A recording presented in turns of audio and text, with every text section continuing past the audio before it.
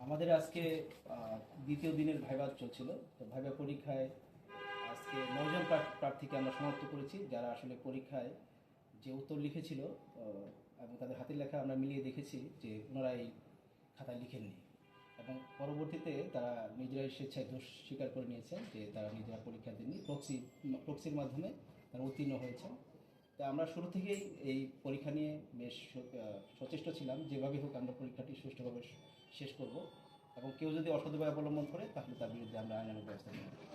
আজকে এই ভাইভা গ্রহণের সময় যখন আমাদের সন্দেহ হয়েছিল যে খাতায় লেখা এবং পরীক্ষার উত্তর ভিন্ন ধরনের হচ্ছে, তখন আমরা লেখা যাচাই করে নিই, এবং নানা এক সময় তাদেরকে যখন প্রশ্ন করা হয় আপনারা কীভাবে উত্তর লিখলেন, তখন না পেরে নিজেরাই তারা স্বীকার করে নেন যে আমরা আসলে আরেকজনের সহযোগিতায় প্রক্সি পরীক্ষার মাধ্যমে আমরা এই উত্তর দিয়েছি। তো আমরা এই জন্য ক্ষমা প্রার্থী বা আমরা দোষ স্বীকার করে নিলাম।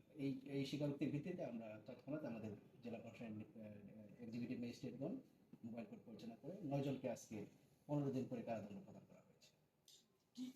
কোন বিষয়ের উপরে আজকে পরীক্ষা চলবে? ভাইভা পরীক্ষা আজকে ভাইভা পরীক্ষা তো অফিস সহায়ক পদে পরীক্ষা ভাইভা চলছে, আমাদের আরো 2 দিন ভাইভা চলবে। যাদেরকে ধরা হয়েছে, মানে যারা প্রক্সিটা দিয়েছিল তাদের মধ্যে কি তাদের কোনো সন্ধান পাওয়া গেছে কিনা?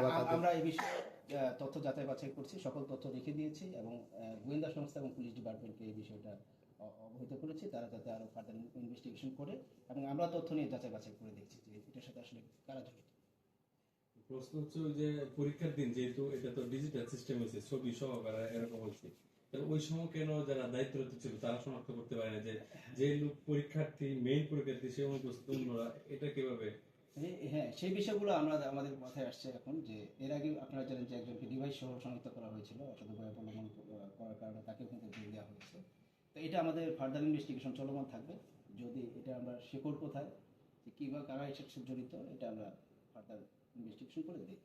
এই 9 জন আসলে কোন কেন্দ্রে ছিল? ওই কেন্দ্রগুলোর সাথে কথা হয়েছে? এই কেন্দ্র কয়েকটা কেন্দ্রে তারা পরীক্ষা দিয়েছে, এই কেন্দ্রগুলো আমরা দেখছি যে তারা।